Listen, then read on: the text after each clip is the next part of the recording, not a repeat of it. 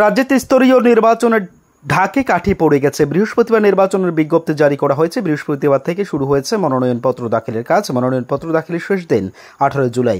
এবারে পঞ্চায়েত নির্বাচনে পশ্চিম জেলা মোট ভোটার সংখ্যা 2,18,362 জন।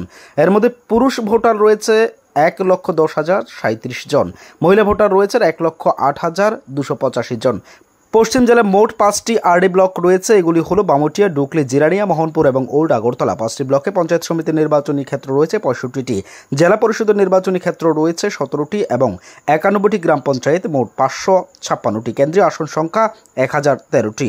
শুক্রবার এই সাংবাদিক সম্মেলনে তথ্য দেন পশ্চিম জেলার জেলাশাসক ডক্টর বিশাল কুমার।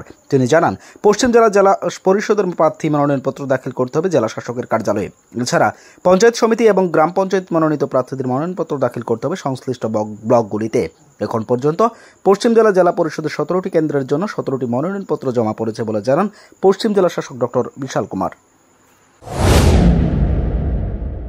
सभी को पता है कि स्टेट इलेक्शन कमिश्नर ने पंचायत इलेक्शंस की घोषणा कर दी है और इस घोषणा के हिसाब से 11 जुलाई 2024 से लेके 18 तारीख तक नॉमिनेशन फाइल किए जाएंगे।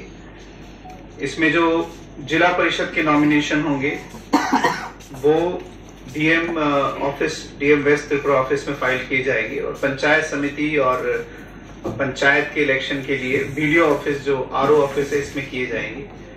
इसी के साथ साथ नॉमिनेशन स्क्रूटनी की 19 तारीख, विड्रॉल की 22 तारीख और इलेक्शन डेट ऑफ पोल की 8 अगस्त 2024 को है।